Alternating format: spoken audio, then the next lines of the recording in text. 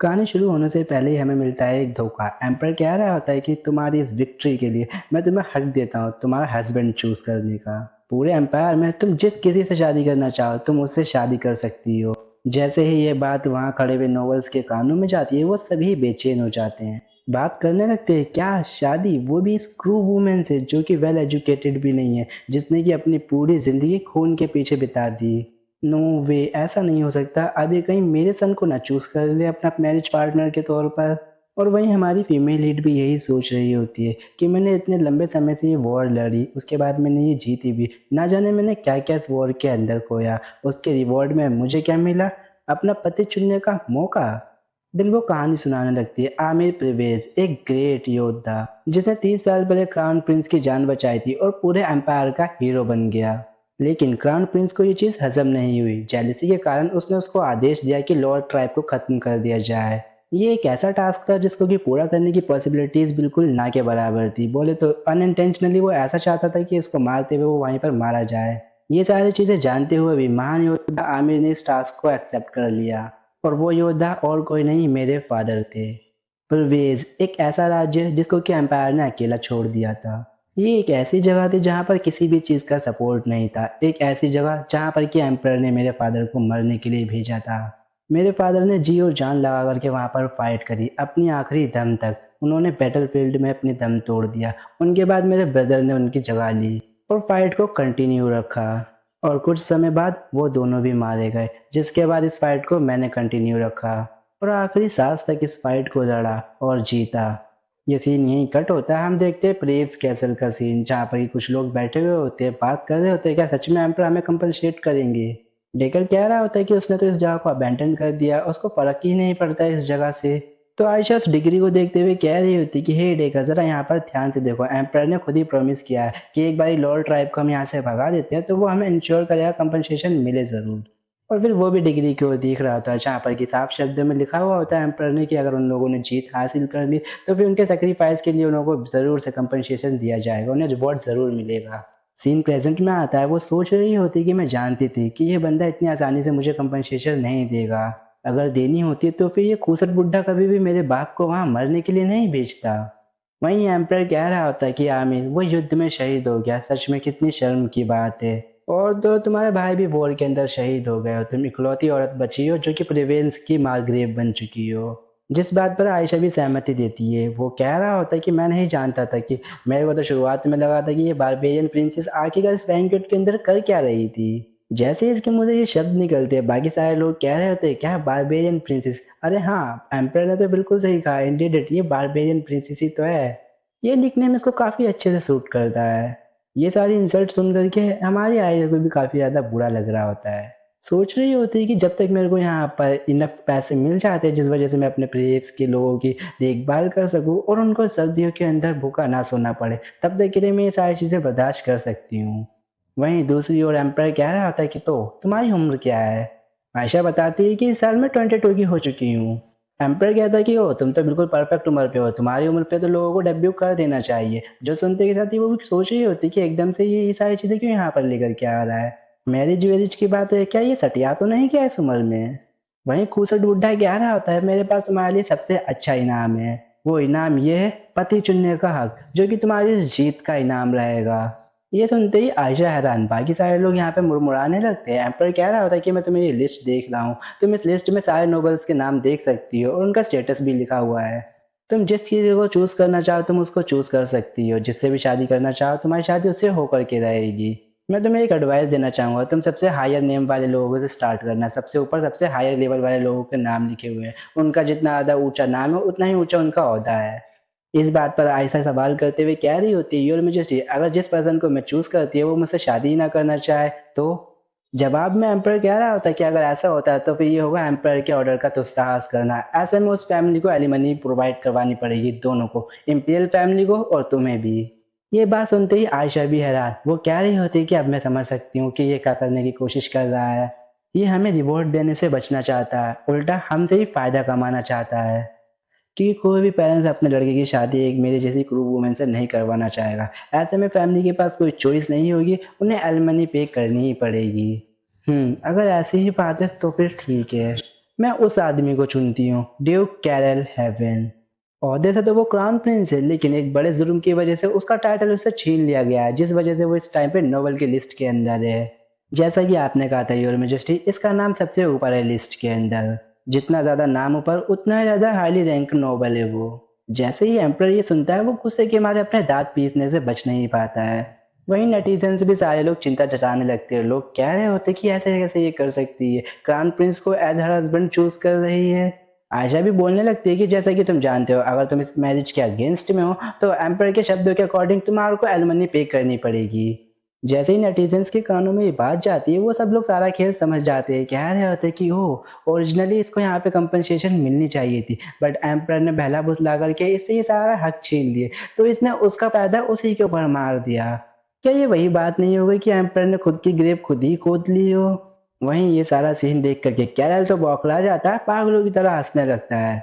और एम्पायर गुस्से से कह रहा होता है कि मार्ग्रेव्स ऑफ ब्रेव्स, मैं तुम्हें आखिरी मौका देता हूँ, एक बार ही दोबारा इसके ऊपर सोच करके देखो। जवाब में आयशा कहती है कि हाँ ड्यूक के अलावा ऐसा कोई नहीं है जिससे कि मैं शादी करना चाहूंगी, लेकिन अगर आप चाहते हो कि मैं अपने शब्दों से पीछे हटूं तो फिर उसके लिए आप मुझे कंपनसेट कर सकते हो। इससे पहले कि वो आगे बढ़ पाती, बीच में आवाज आती है कि वहीं रुको जरा। कैरल कहता है कि तुमने एम्पायर के शब्दों को मजाक समझ रखा है, उन्होंने एक बार जुबान दे दी, इसका मतलब जुबान दे दी। उनके द्वारा निकले हुए शब्द मतलब पत्थर की लकीर। As the eldest son of the empire, मैंने कभी सोचा नहीं था कि मुझे इस तरीके से शादी करनी होगी, लेकिन अब जब फादर ने प्रॉमिस कर दिया तो फिर मैं उस प्रॉमिस को निभाऊंगा जरूर। मार्ग्रेव ऑफ पेरवेस, मैं तुम्हारा मैरिज प्रपोजल को एक्सेप्ट करता हूँ। जैसे ही आयशा ये सारे शब्द सुनती है वो सोचती है क्या, लेकिन नहीं, रुको, क्यों? मैं यहाँ हस्बैंड लेने के लिए नहीं आई थी, मेरा मेन गोल तो पैसा था।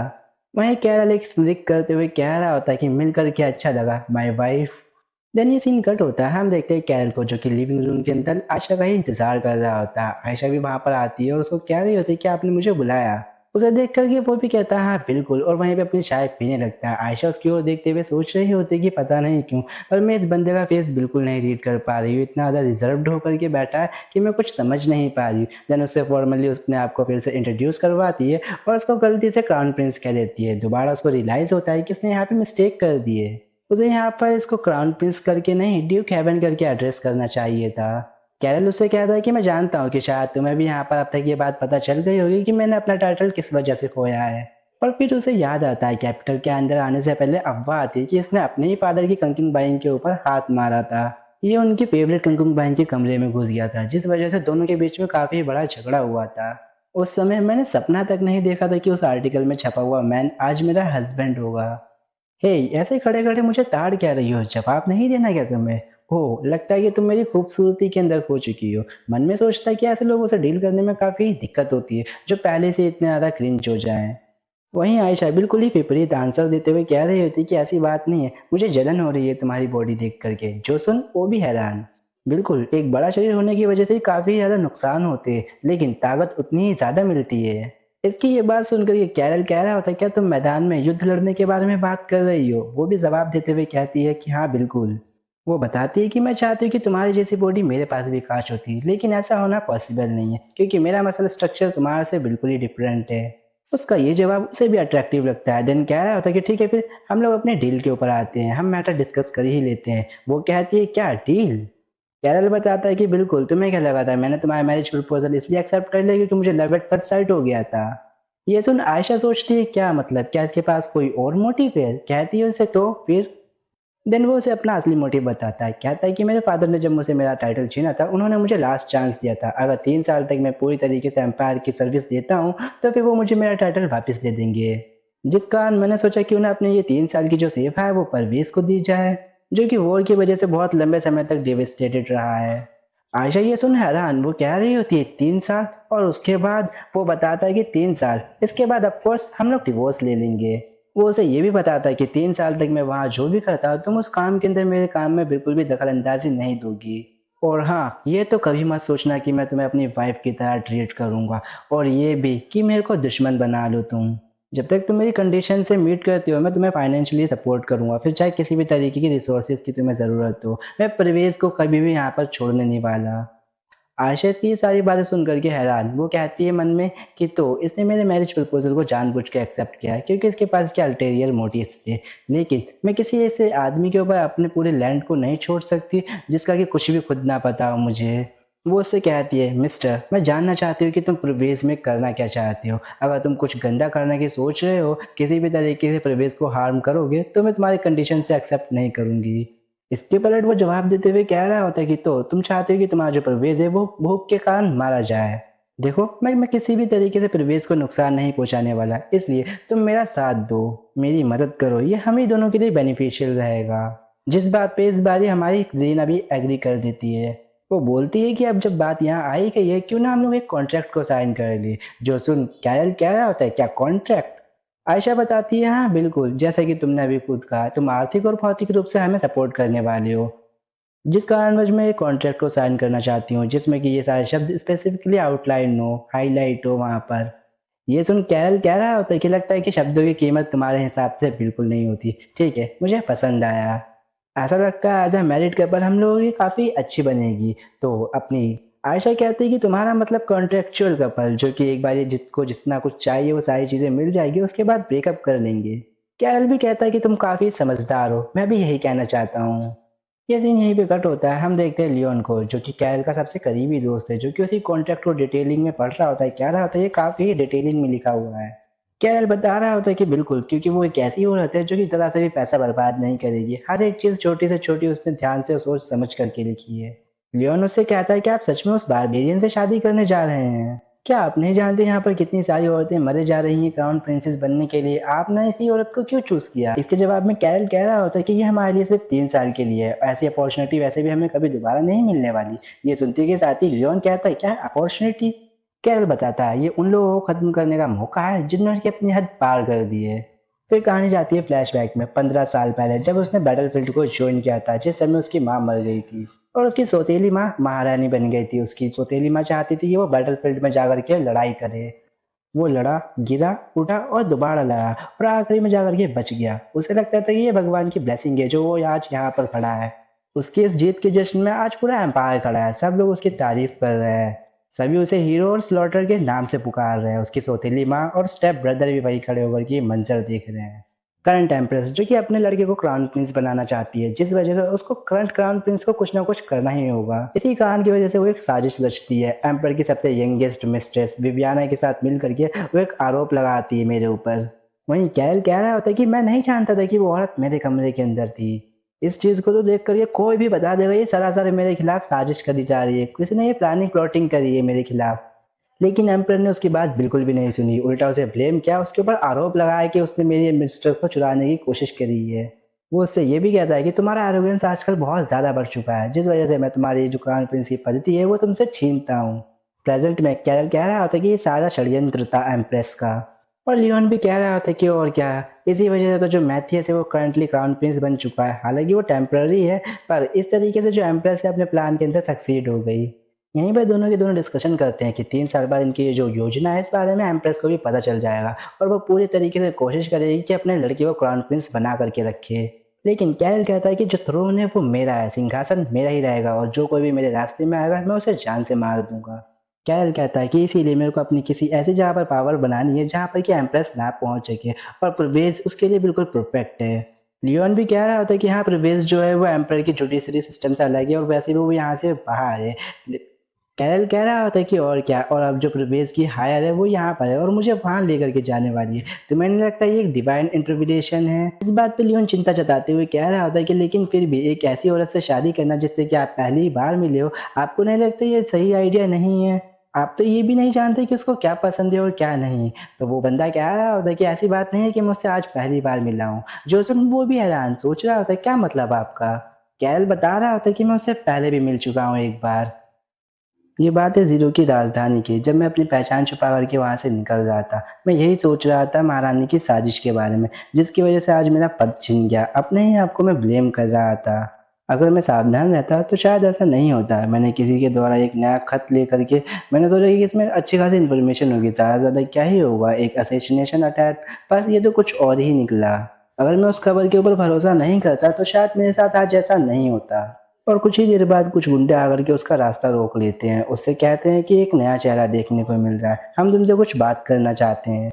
ये देख कर के कैरल जानता था अगर वो ज़्यादा देर तक यहाँ पर रुका तो फिर उसके लिए मुसीबतें खड़ी हो सकती है, क्योंकि वो पहचान छुपा करके यहाँ पर आया है। इससे पहले वो कोई और कदम उठा पाता पीछे से आवाज़ आती है, ये तो नाइंसाफ़ी है, 3 लोग एक के खिलाफ। आयशा कहती है क्यों ना हम लोग बैलेंस बनाएं, अगर हम बैलेंस बनाते हैं तो फिर हम लोग यहाँ नंबरों में तुम लोगों से ज़्यादा हैं। कैसा रहेगा अगर ये फाइट को मैं भी ज्वाइन कर लूँ। लेकिन जो गुंडे होते हैं वो उसको नीचा दिखा रहे होते हैं, कह रहे होते हैं क्या बात है, ये एक औरत हमसे लड़ने के लिए आई है। इससे पहले वो गुंडा कुछ और कह पाता, आयशा उसके मुंह पर एक जोरदार मुक्का मारती है। वहीं कैरल उसका स्टैंड देख करके काफी ज्यादा हैरान रह जाता है। उसके मन में ख्याल आता है क्या ये कोई वॉरियर है। वहीं एक टकला दूसरे मुस्टंडे से हमला करने के लिए कह रहा होता है दूसरी ओर, जो देख करके जो वो मुस्टंडा होता है वो भी हमला करने के लिए जाने लगता है, बट डेकर आकर के उसको पकड़ लेता है। डेकर उससे पूछता है क्या हमें इन लोगों को मार देना चाहिए। इन लोगों की ये सिचुएशन देख करके कैरल सोच रहा होता है कि ऐसा लगता है ये लोग मजाक नहीं कर रहे हैं, ये लोग सच में इन लोगों को मारना चाहते हैं। अगले ही पल डैगर कह रहा होता है कि हम लोगों ने निर्णय लिया था कि महल में एंटर होने से पहले हम लोगों को किसी भी तरीके की मुसीबतों में खड़ा नहीं होना है। इसका मतलब आयशा भी कह रही होती है ठीक है फिर हमें इन लोगों को छोड़ देना चाहिए, जिस वजह से जो गुंडे होते हैं वो अपनी जान बचा करके यहाँ से निकल जाते हैं।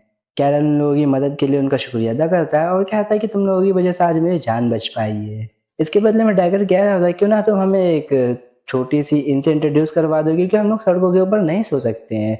आयशा भी कह रही होती है कि हाँ यहाँ पर जो कैपिटल में इन्स है वो काफ़ी ज़्यादा महंगी हैं। वो ये चीज़ भी इंक्लूड कर देती है कि हमारे ग्रुप में 5 लोग हैं, वो लोग एक कमरा भी शेयर कर सकते हैं, हम लोग एडजस्ट कर लेंगे। सीन वापस प्रेजेंट में आता है। लियोन कह रहा होता है कि यही कारण था जिस वजह से तुम उस दिन लेट आए थे। इस चीज़ का श्रेय लेते हुए कैरल कह रहा होता है कि ऑफकोर्स अगर उस दिन मैं उसकी मदद नहीं करता तो फिर वो महल में भी एंटर नहीं हो पाती। वो इतनी ज़्यादा गंदी थी कि उसको यहाँ पर बारबेरियन प्रिंसेस कहने की बजाय लोग भिखारिन कहते हैं। ये सुन लियोन हैरान, वो कह रहा होता है क्या वो बेयर हैंड से उन गुंडों को मार सकती है। योर हाइनेस अगर आपने गलत तरीके से उसको देखा तो फिर वो आपको भी मार देगी। कैरल कहता है कि इस चीज़ का हम लोगों को एडवांटेज भी तो है कि अगर यहाँ पर एम्प्रेस किसी भी तरीके के असेशन को सेंड करती है तो हम लोगों को चिंता करने की ज़रूरत नहीं पड़ेगी, जिस बात पर लियोन भी सहमति जता रहा होता है। कैरल ये चीज़ भी ऐड करता है कि वो मुझे धोखा नहीं दे सकती, क्योंकि प्रवेश का पूरा निर्माण इसके ऊपर लगा हुआ है दांव पर। जब तक वो मेरे प्यार में पड़ कर के मुझे परेशान नहीं करती तो मुझे भी कोई दिक्कत नहीं है इस चीज़ से। वैसे तो मैंने उससे कहा था कि वो मेरे साथ मैनर के अंदर रुक सकती है, पर वो कह रही है कि उसके लिए यही अच्छा रहेगा कि वो इनमें जाकर के रुके। वो कंटिन्यूसली ऑन गार्ड रहती है, उसकी ज़रा सी भी दिलचस्पी नहीं है क्राउन प्रिंसेस बनने के लिए। इसके सिवा कोई और हो सकता है कि मेरे लिए बेटर ब्राइड। दूसरी ओर हमें आयशा को दिखाया जाता है जहाँ पर कि उसका पूरा ग्रुप एक इन के अंदर रुका हुआ होता है। डैगर कहता है क्या एक कॉन्ट्रेक्चुअल मैरिज, यहाँ पर तो सरासर वो तुम्हारा इस्तेमाल कर रहा है, कोई ना कोई स्कीम रच रहा है। तो वो कह रही होती है कि इससे क्या कुछ फर्क पड़ता है। वो बंदा इससे कहता है क्या मतलब, इसके ऊपर तुम्हारी जान खतरे में भी आ सकती है। आयशा कहती है अगर मेरी जान के बदले में प्रवेश के लोगों को जान बचा सकती हूँ मैं, तो मैं ऐसे हजारों लाइफ को कुर्बान कर सकती हूँ। इसके अलावा मुझे लगता है कि इस डील से मुझे काफ़ी ज़्यादा मुनाफा हुआ है। ज़रा तुम इस डील के ऊपर देखो, इतने पैसे से हम लोगों को ठंड में भूखा नहीं सोना पड़ेगा, कोई भी यहाँ पर मरेगा नहीं। इस बारे में ज़रा एक बार देकर सोच करके देखो, हम लोग खेती बाड़ी कर सकते हैं, अनाज उगा सकते हैं, इससे अच्छा कुछ और भला हो सकता है क्या। बीते कुछ सालों में तुम जानते होगे कि हमारी हालत कितनी ज़्यादा बुरी रह चुकी है। मैं अभी काफ़ी ज़्यादा खुश हूँ। इस पर डैकर सवाल करते हुए कह रहा होता है तो बताओ शादी कब है। आयशा कह रही होती है कि जल्दी ही हम लोग शादी की सेरेमनी करने वाले हैं। एक बार सेरेमनी पूरी हो जाती है तो हम लोग जल्दी ही डैकर की ओर निकल लेंगे, आई मीन प्रवेश की ओर। तो डेकर कह रहा होता है कि रुको, अगर ऐसे चलता रहा तो फिर ज़्यादा टाइम नहीं लग जाएगा, वहाँ पर हमारे प्रवेश के जो लोग हैं वो भूखे मर गए तो। ये सीन यहीं पे कट होता है। हम देखते हैं आयशा कह रही होती तो बताओ हम लोग कब चलने वाले हैं, इस हफ्ते, अगले हफ्ते या फिर उसके बाद। उसको ऐसा सवाल करता हुआ देख कैरल मन में सोचता है कि मुझे लगा था अगर मैं शादी की तैयारियां जल्दी ही करूंगा तो फिर ये अनहैप्पी हो जाएगी, लेकिन ये तो मुझसे जल्दबाजी करने की कह रही है। कैरल उससे सवाल करता है क्या बात है, तुम इतनी जल्दबाजी क्यों कर रही हो, क्या कोई प्रेमी है प्रवेश में तुम्हारा। आयशा कह रही होती कि वेल ऐसी बात नहीं है, प्रवेश में मेरे लोग मेरा इंतजार कर रहे हैं। ये सुन कैरल भी कह रहा होता है ठीक है, चीज़ें जितना जल्दी हो सकती है मैं उतना जल्दी करने की कोशिश करूंगा, इससे पहले तुम्हें अपनी वेडिंग ड्रेस को चूज कर लेना चाहिए। वो मिसिस लोयर की ओर इशारा करता है और स्टार्ट करने के लिए कहता है। आयशा सोचती है कि स्टार्ट किस चीज़ की शुरुआत ये लोग कर रहे हैं। अगले ही कुछ पलों बाद वो अपने आप को बाथ टब के अंदर पाती है। अगले ही पलों से सब कुछ समझ आ जाता है कि शुरू करने का मतलब क्या था। हर तरफ से उसको नौकरानियां घेर लेती है और उसको तैयार करने की होड़ में लग जाती हैं। नौकरानियां से सवाल कर रही होती है कि मिस क्या आप अपने बालों में कुछ लगाती नहीं हो, बाल इतने ज़्यादा रूखे सूखे से कैसे लग रहे हैं। मिसेस लोयर भी कह रही होती है कि मिस क्या आप अपने बालों में तेल लगाती हो या फिर इत्र, ऐसे कैसे हो रखा है ये। आयशा कह रही होती है भला मैं ये सारी चीज़ें क्यों इस्तेमाल करने लगी। जिस समय वो लोग उसको कोर्सेट पहनाने के इस्तेमाल कर रहे होते हैं, तैयारी कर रहे होते हैं, तो फिर वो उससे कह रहे होते हैं क्या बात है, क्या आज से पहले आपने कोर्सेट नहीं पहना। आज से पहले ऐसी कमर हम लोगों ने कभी भी नहीं देखी, ये तो फिट ही नहीं हो रहा है इधर। वो लोग फुसफुसाते हुए कह रहे होते हैं कि ये काफ़ी ज़्यादा लंबी है, इसके चौड़े कंधे हैं और बाहें बहुत ज़्यादा लंबी हैं। वो लोग सजेस्ट करते हैं उसे बिना आस्तीन वाली पोशाक तो पहननी ही नहीं चाहिए क्योंकि वो उसके ऊपर बिल्कुल भी नहीं जचेगी। फुल कॉलर वाली में वो ज़्यादा अच्छी लगेगी। इन सारी चीज़ों को हो जाने के बाद आयशा तो सोच रही होती है कि काश वो जल्दी ही घर पहुंच जाए। और कुछ ही समय बाद वो कैरल के सामने आ जाती है। कैरल जैसे ही उसे देखता है उसकी सारी निगाहें उसकी वाइफ के ऊपर टिक जाती हैं। अगली पल वो हैरानियत एक मुस्कान में बदल जाती है। हंसते हुए वो कह रहा होता है कि सच में यार, अगर इस तरीके से तुम्हें कोई देखेगा तो फिर उसको ऐसा लगेगा कि तुम पता नहीं जंग के कौन से मैदान में हार करके आ रही हो। आयशा भी कह रही होती है कि मैं तो ऑलरेडी हार ही चुकी हूँ, इन लोगों ने बचाव के लिए कोई हथियार ही नहीं दिया मुझे। कैरल मिसेस लोयर से पूछता है कि ये जो ड्रेस है वो कुछ ज़्यादा ही हैरान कर देने वाली नहीं है। नहीं मतलब बहुत ज़्यादा सिंपल हो गई एक इस तरीके के इवेंट के लिए ऐसे ड्रेस को चूज़ करना। तो मिसेस लोयर कह रही होती है कि ये मालकिन का ही ऑर्डर था, उन्होंने कहा था कि ड्रेस कंफर्टेबल होनी चाहिए। अगले ही पल कैरल कह रहा होता है कि कोई बात नहीं, वैसे भी मैंने यहाँ पर कुछ और तैयार कर रखा है इसलिए।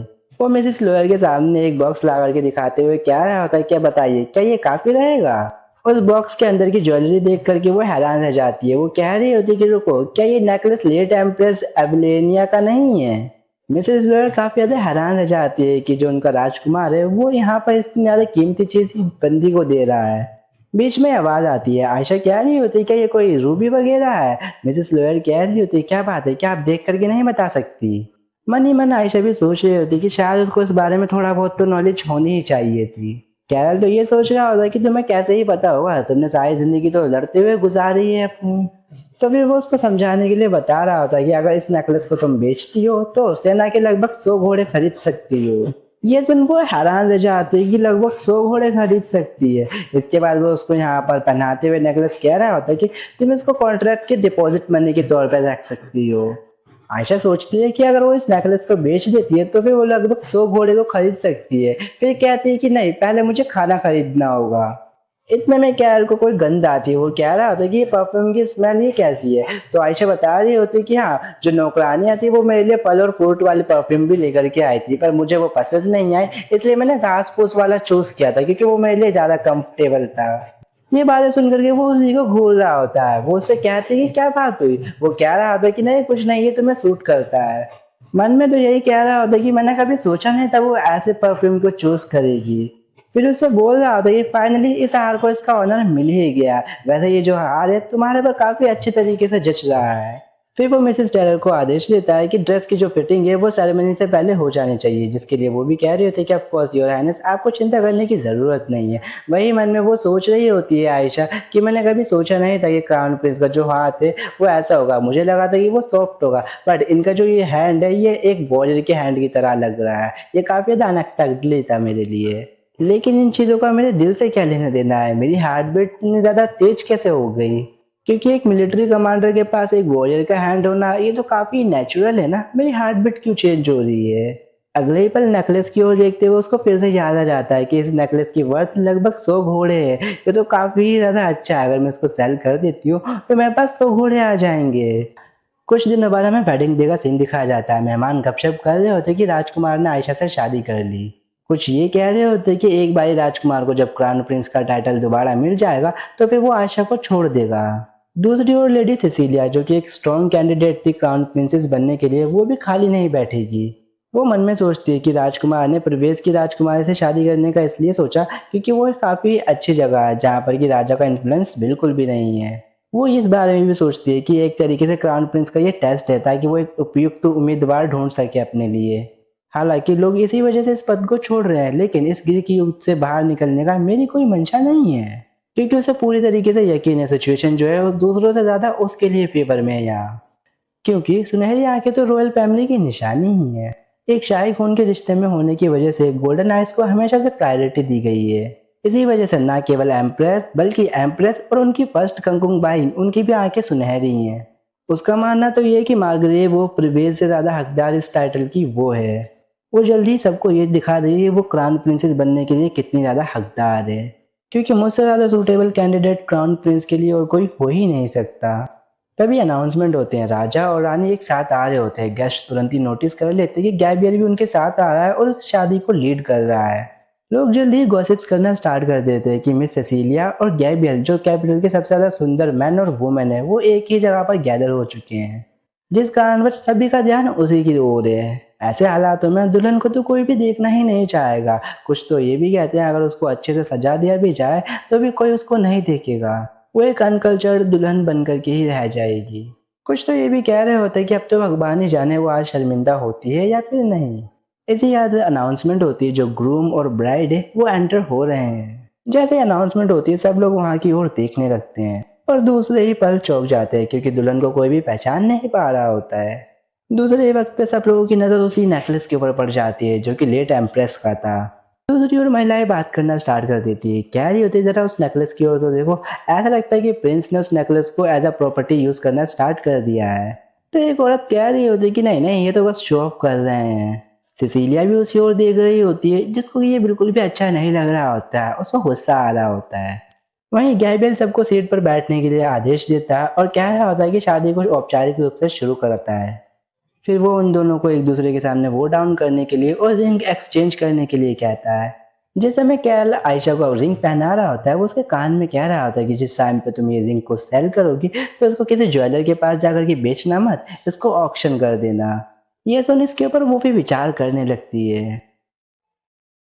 वहीं मन ही मन में कैरल तो ये सोच रहा होता है, यहाँ किसी को भी इस बारे में नहीं पता होगा, ये मेरी पत्नी के लिए कोई रिंग नहीं है, उसके लिए तो इमरजेंसी फंड की तरह है। वो तो ये भी कह रहा होता है कि पता नहीं क्यों पर इसके अंदर एक रिबल वाली वाइब है, जो कि अजीब ही तरीके से उसको अट्रैक्टिव बनाती है। अगले पल दोनों एक साथ डाइनिंग टेबल के ऊपर जाते हैं और सिग्नेचर कर देते हैं। जैसे ही सिग्नेचर पूरे होते हैं, गैब्रियल उन्हें रॉयल ऑर्डर और डिवाइन लॉ के तहत पति पत्नी घोषित कर देता है। कैरल सोचता है कि कोई भी इस शादी को इनकार नहीं कर सकता है, कोई भी इस रिश्ते को अपनाने से मना नहीं कर सकता। अब तो इन लोगों को इस रिश्ते की जिम्मेदारी और प्रॉमिस को निभाना पड़ेगा ही। वो जंगल में शादी करने के लिए इसीलिए तो राजी हुआ था, क्योंकि इससे उसे लगा था कि उसे काफी ज्यादा फायदा होगा। और अब जब वो अपने पिता और महारानी के परेशान चेहरे को देख रहा है तो उसको काफी ज्यादा सुकून फील हो रहा है। ऐसा लगता है कि जितनी भी मेहनत करी थी वो वर्थ इट थी इसकी। वहीं गैब्रियल अनाउंस कर रहा होता है कि वक्त आ चुका है, अब अपने हस्बैंड और वाइफ को एक दूसरे को किस करना चाहिए। आयशा भी सोच रही होती कि चलो अब फॉर्मेलिटी के लिए ही सही, बट ये करना तो पड़ेगा ही। कैरल भी उसकी ओर देख रहा होता है और वो समझ जाता है कि वो जल्दी से फॉर्मेलिटीज को पूरा करके घर जाना चाहती है, लेकिन वो उसे इतनी आसानी से जाने कैसे दे सकता है। वो डायरेक्टली उसके कमर में अपना हाथ डालता है और उसको अपनी ओर खींच करके पैशनेटली उसे किस करता है। जैसे ये मोमेंट होता है एक पल के लिए सब कुछ थम जाता है। आयशा भी हैरान, जहाँ पर क्लियर जो होता है उसके आंखों में देख कर ये मुस्कुरा रहा होता है। जो देख उसको थोड़ा सा गुस्सा आ जाता है, वो उसके लिप्स बाइट कर लेती है, उसे कहती है करना है तो करो लेकिन आराम से करो, जल्दबाजी किस चीज़ की है। कैरल मुस्कुराते हुए कह रहा होता है क्या करूँ, ये काफ़ी मज़ेदार था इसलिए मैंने इस तरीके से किया। गैब्रियल भी ये सारी चीज़ें देख करके चौंक जाता है, जैसे कि इनके ये जो शब्द हो उसको शर्मिंदा कर रहे हों। वो उससे कहता है कि लॉर्ड रैपल तुम्हें देख रहे हैं, तुम्हें अपने मन और शरीर को पवित्र रखना चाहिए। जवाब में कैरल कह रहा होता है कि विवाहितों के जोश को कौन ही रोक सकता है, मेरे ख्याल से लॉर्ड लेपल इस बारे में समझ सकते हैं। सीन कट होता है, हम देखते हैं आयशा और डेकल को, जहाँ पर कि आयशा बता रही होती है कि तुम्हें यहाँ से प्रवेश की ओर जल्दी निकल जाना चाहिए, मैं बाद में आऊँगी, तुम्हें जल्दी जाकर के वहाँ पर तैयारी करनी चाहिए प्रिंस कैरल के रात रुकने के लिए। रास्ते में जाते हुए वो इसी बारे में सोच रहा होता है कि प्रवेश के लोगों को मैं किस तरीके से समझाऊंगा, जब उन्हें पता चलेगा है कि जो उनकी रानी है वो तो आज यहाँ आई ही नहीं है अभी तक।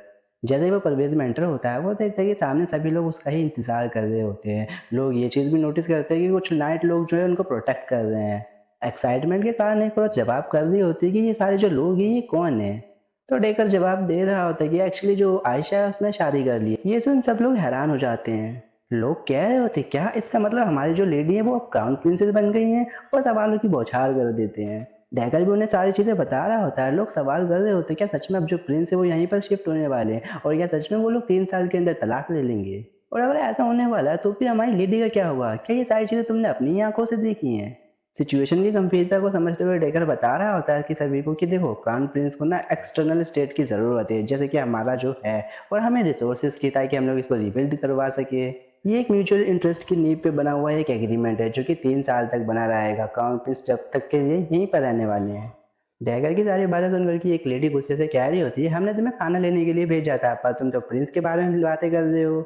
इतने में हंसते हुए टीम का एक बंदा कह रहा था कि भाई हमें हमारी लेडी की चिंता थी, पर पता नहीं कैसे रास्ते में हमारे पर काफी ज्यादा अटैक हुए थे।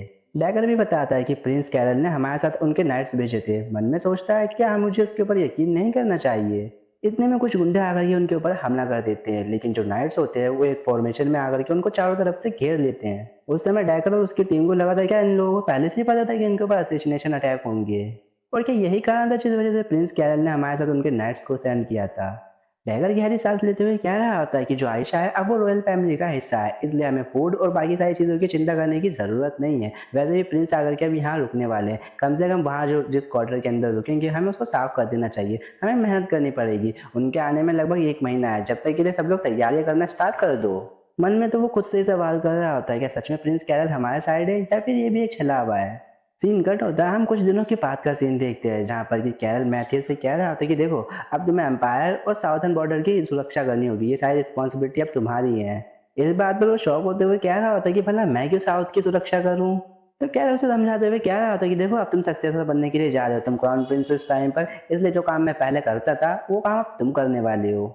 वो सार्केस्टिक वे में कह रहा होता है कि तुम्हें ज़्यादा मेहनत तो करनी नहीं है, साल भर में 2-4 मॉन्स्टर्स आते हैं उनको सिर्फ मार गिराना है, और छोटे मोटे गुंडे वगैरह आते हैं वो अक्सर महीनों में आ ही जाते हैं, उनको मारना है, ज़्यादा मेहनत करनी नहीं है तुम्हें।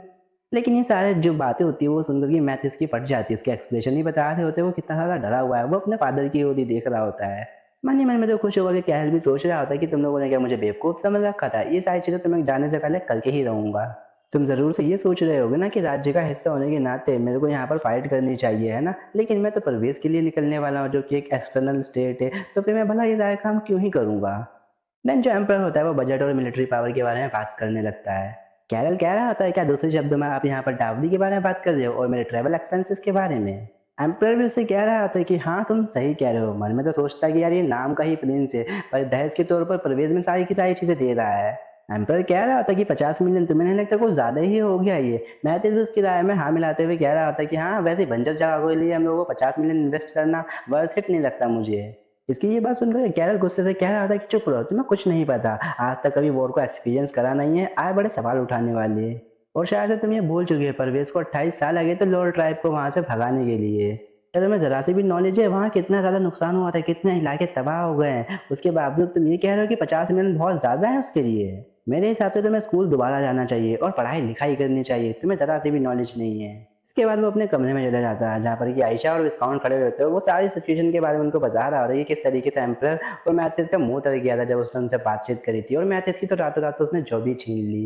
ये सारी बातें सुन करके आयशा थोड़ी सी सोच में पड़ जाती है, वो कह रही होती है कि मिलिट्री पावर तो एक सुप्रीम पावर होती है, ये लेने में इतनी ज़्यादा हिचक क्यों। तो कह रहा हंसते हुए कह रहा होता है कि असल में सारी जो मिलिट्री पावर है ना ये नाम की हमारे पास है, सारी की सारी पावर तो एम्परर के पास ही है, हम तो एक पौधे हैं, हम सिर्फ कमांड को ही फॉलो करते हैं। वो तो ये भी ऐड कर रहा होता है कि वॉर की शुरुआत या फिर फौज भेजने का हक ये भी हमारे पास नहीं है, और अगर हम लोग वॉर हार जाते हैं तो उसका सारा का सारा ब्लेम भी हमें ही उठाना पड़ेगा, और फिर बाद में पनिशमेंट भी झेलो। बीच में हिल्स कह रहा था कि असल में जो एम्परर है वो तुम पहले से बाहर भेजना चाहता था, वो तो खुद यही सोचता है कि रिस्पॉन्सिबिलिटी और बाकी सारी पावर वगैरह तुम्हारे कंधे पे ही डाल दी है। कैरल भी ऐसे हुए कह रहा था कि और नहीं तो क्या ये सारी चीज़ें इतनी ज़्यादा ऑब्वियस है कि हालांकि एक काउंटेस भी सारी चीज़ें देख करके बता सकता है कि यहाँ पर क्या चल रहा है। सच में तुम्हारा जो हस्बैंड है वो काफ़ी ही ज़्यादा इंप्रेसिव इंसान है। आयशा भी कह रही होती कि हाँ सच में ये सारी चीज़ें तो नर्क की तरह रही होंगी, फिर भी तुमने ये सारी चीज़ें झेल ली, सच में तुम कमाल के हो। कैरल कह रहा था कि तुम मेरी तारीफ कर रही हो या फिर इंसल्ट करने की कोशिश कर रही हो। आयशा कहती है कि नहीं ये प्योरली इंसल्ट है, ओह सॉरी नहीं इंसल्ट नहीं, तुम्हारी तारीफ कर रही थी। मन में तो वो सोचने लगता है कि ये सच ही कह रही है, इसकी टोन तो कुछ अलग नहीं लग रही है। काउंटेस उसको एक चेतावनी दे रहा होता है कि अगर तुम लोग एक ही बोर्ड पे सवार होना चाहते हो तो दोनों के बीच में एक कॉमन चीज़ होनी ही चाहिए ताकि समझ रहे। मामले परवेज शाह से अभी तुम्हें काफ़ी कुछ सीखना है। फिर जाकर ये जो कैरियर होता है वो आयशा से इस बंदे को इंट्रोड्यूस करवाता है, ये उसका मेंटर और एडवाइजर है गाइल डिफेल्ड। ये एक ऐसा बंदा है जहाँ पर ये जो क्राउन प्रिंस के जितने भी एनिमी है वो चाहते हैं कि ये बंदा मारा जाए। गाइल बताता है कि उसने अपनी स्ट्रेटेजी चेंज कर ली क्योंकि महारानी ने उसके रहते हुए भी प्रिंस का जो ओहदा है उससे वो छीन लिया। गाइल आयशा से पूछता है कि तुम प्रिंस के बारे में कितना कुछ जानती हो। आयशा भी जवाब देती है कि वो जन्म से ये क्राउन प्रिंस है और एम्पायर के लिए ग्रेट नाइट भी। गाइल बताता है कि उनका जन्म वॉर और विक्ट्री के देवता के आशीर्वाद की वजह से हुआ था। प्रिंस के टैलेंट ने अलग अलग वॉर टेक्निक में काफी ज्यादा कमाल दिखाया। वो थोड़ा दुख व्यक्त करते हुए कह रहा था कि मुझे समझ में नहीं आता इतने ज्यादा महत्वपूर्ण बंदे को कोई किसी की पोजीशन से कैसे हटा सकता है।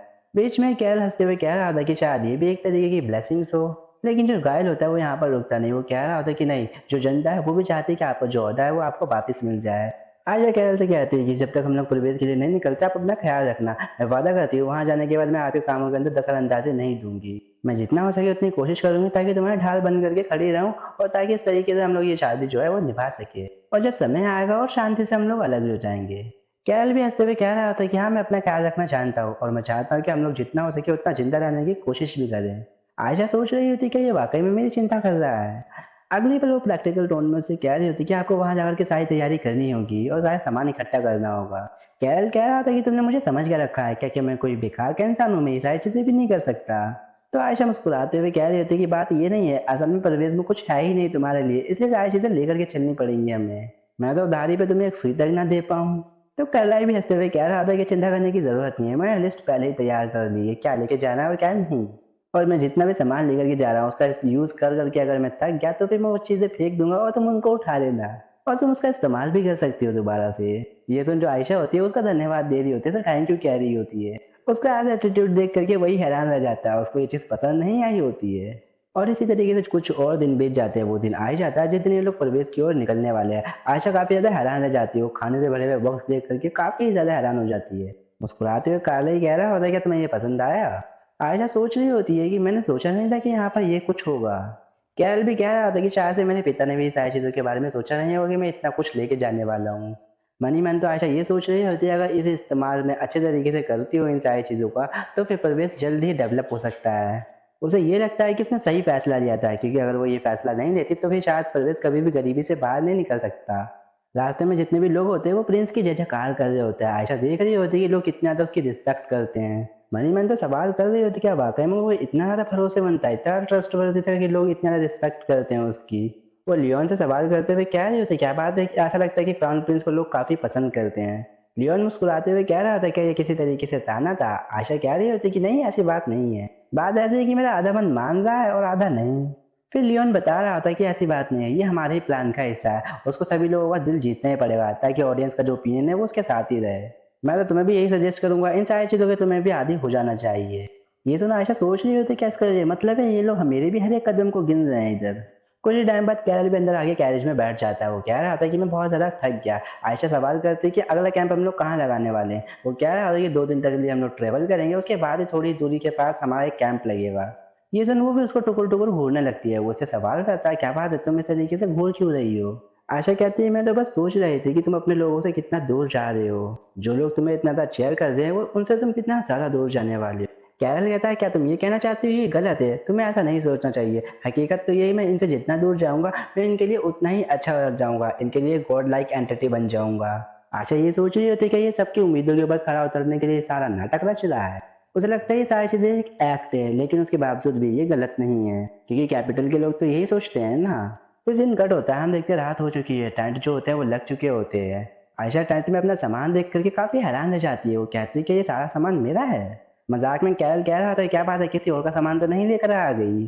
तो वो हंसते हुए कह रही होती है कि ऐसी नहीं है, ऐसा लगता है कि नौकरों ने गलती से मेरा सामान भी आपके टेंट में रख दिया है। हंसते हुए कैरल भी कह रहा होता है कि नहीं नहीं, तुम्हें समझाने की जरूरत नहीं है, मैं समझ सकता हूँ। वो उससे पूछता है क्या सच में तुम अलग टेंट में सोना चाहती हो। आयशा कहती है कि नहीं ऐसी बात नहीं है। कैरल कहता है अगर ऐसी बात है तो फिर नौकरों को परेशान क्यों कर रही हो, मेरे ही टेंट में रहो ना। वो तो कह रहा होता है आफ्टर ऑल हम लोग कॉन्ट्रेक्चुअल कपल जो ठहरे, और यही कह करके वो यहाँ से निकलने लगता है। आयशा उससे कह ही रही होती है कि अगर आप बुरा ना माने, पर वो उसकी बात ही नहीं सुनता। फिर वो भी नीचे उतरते हुए सोच रहे होते कि लोग कहते हैं कि ये युद्ध के मैदान में भी औरतों की तलाश करता था, ऐसे माहौल में क्या इसको मेरी जैसी किसी लड़की से फर्क पड़ेगा या फिर नहीं। वो खुद को समझाने लगते हैं कि हम लोग सिर्फ नाम के ही पति पत्नी है, एक टेंट में सोने से क्या ही हो जाना है। फिर उसके अपने बचपन की याद आने लगती है, जब वो बचपन में खेलते खेलते अपने भाई के कमरों में ही सो जाया करती थी। अब वो सोचती है अब ऊपर से परिवार उसको देख रहा होगा तो फिर उसके बारे में वो क्या सोचेगा।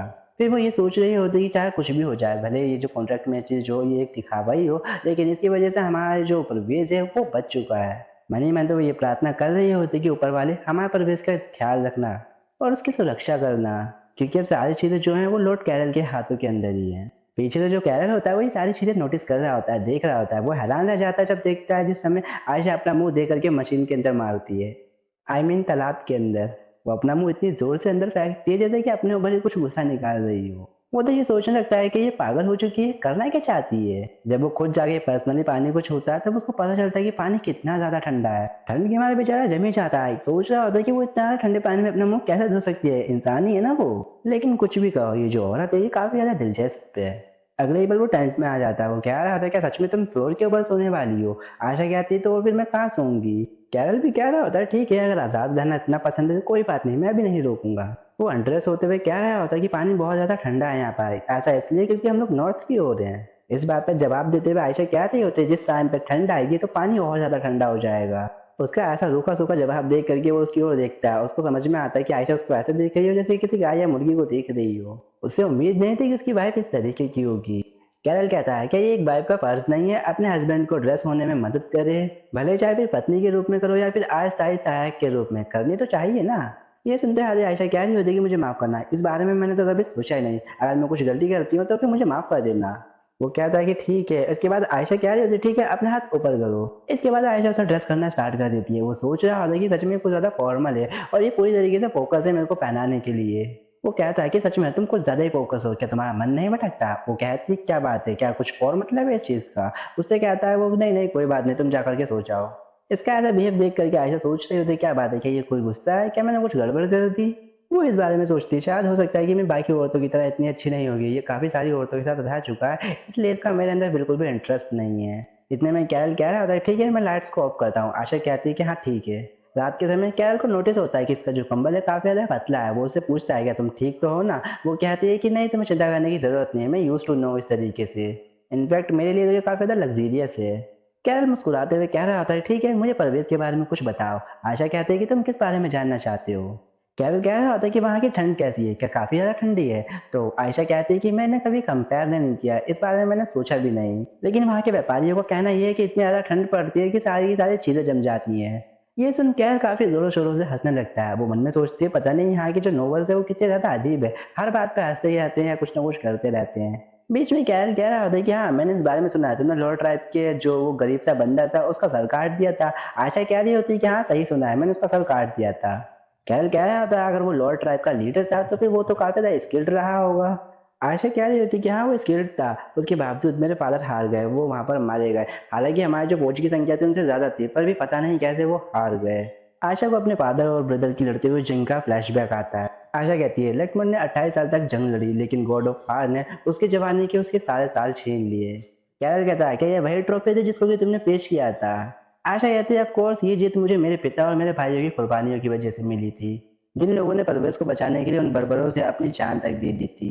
कैरल मन में सोचता है कि मेरे पिता ने जानबूझ के लॉर्ड आमिर को वहां भेजा था। जो भी वहां के लिए प्रवेश के लिए निकला था वो लगभग 1 साल से ज्यादा नहीं टिक पाता था।